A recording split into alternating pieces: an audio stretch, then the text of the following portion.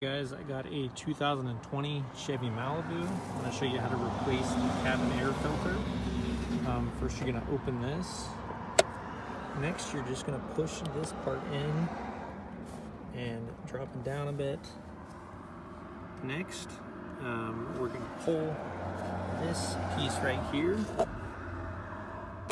pull it out like that so it can drop all the way, and then pull these two pieces down. I'm gonna drop that all the way, and then the cabin air filter is just right there,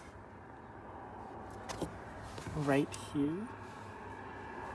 Push this tab in, and right over there, push that tab in, and this whole piece will just drop down, and your cabin air filter is just right here. And just pull it out.